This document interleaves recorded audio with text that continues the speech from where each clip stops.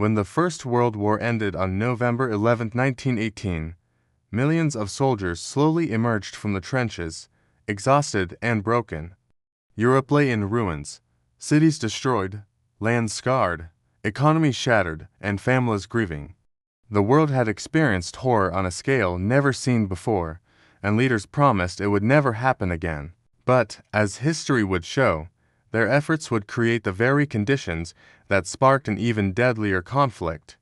The road to World War II did not begin with a single event. It began with a chain of decisions, mistakes, and global failures that unfolded over two dramatic decades. The first step toward the Second Global Conflict came in 1919, inside the gilded halls of the Palace of Versailles. Here, world leaders gathered to shape the future. France demanded harsh punishment for Germany. Britain sought to maintain balance, and the United States hoped for a peaceful, fair settlement. In the end, France's view dominated.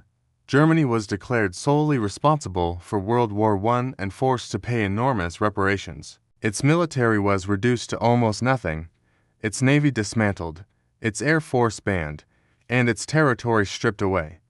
These measures were meant to protect Europe, but instead they humiliated Germany and created deep bitterness. German citizens saw the treaty as an insult to their nation's honor, a wound that would never heal. As the 1920s unfolded, Germany struggled under the weight of reparations. The economy collapsed. Inflation became so severe that people carried wheelbarrows full of money just to buy bread. Parents burned banknotes as firewood because it was cheaper than buying coal. In this chaos, political extremists gained support. Many Germans believed their government had betrayed them by signing the Treaty of Versailles. It was in this atmosphere of anger and desperation that a former soldier named Adolf Hitler began to rise. But Germany was not the only nation dealing with instability. Across Europe, ancient monarchies had collapsed, and new democracies were fragile. Russia had already fallen to revolution, creating the Soviet Union. Italy, feeling ignored by the victors of World War I, turned toward a new ideology, fascism. Benito Mussolini promised strength, glory, and national pride, inspiring similar movements across Europe. The world was changing, and not for the better. By 1929, the Great Depression delivered the next global shockwave. What started with a stock market crash in the United States quickly spread worldwide. Banks closed, trade collapsed, and millions lost their jobs. Desperation set in. Extreme politics began to look appealing. Germany, already suffering, was hit even harder. Families starved, businesses failed, and hope disappeared. Into this darkness stepped Hitler, promising jobs, stability, and national pride. He blamed Germany's problems on the Treaty of Versailles, on political opponents, and on minority communities. Using powerful propaganda, he portrayed himself as the savior who would restore Germany's greatness. By 1933, Hitler became chancellor. Within months, he destroyed democracy, banned opposition parties, censored the press, and created a dictatorship. The Nazi regime quickly rebuilt Germany's military secretly at first, openly later. Factories produced tanks, airplanes, and weapons. Young Germans were trained in military discipline. Hitler's message was simple. Germany had been humiliated, but now it would rise again. Meanwhile, the League of Nations formed to prevent future wars proved to be completely ineffective. It had no army and no real authority.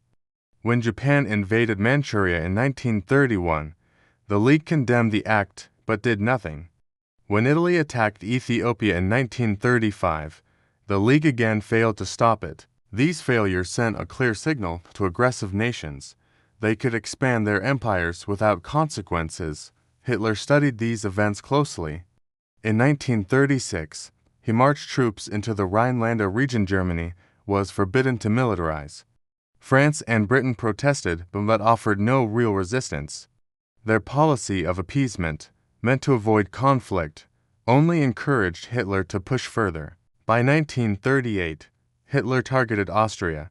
His propaganda claimed Austrians wanted to join Germany.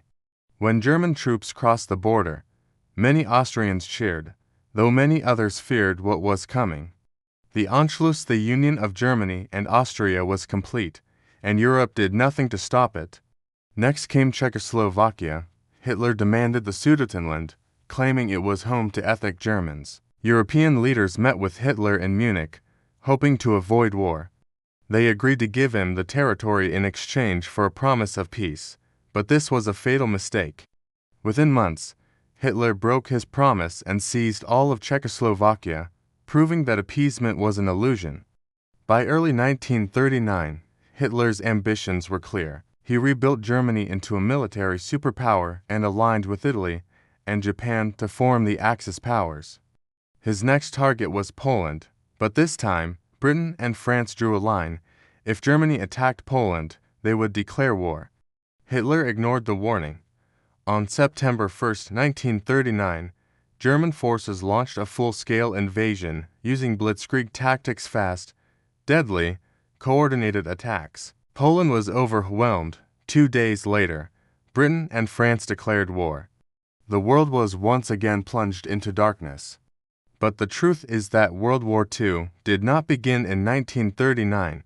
Its origins lie in the broken peace of 1918, in the harshness of the Treaty of Versailles, in the failures of global diplomacy, in economic suffering, and in the rise of extremist leaders. It was the result of 2 decades of anger, fear, and international miscalculations. World War II was a storm that the world saw coming but failed to stop.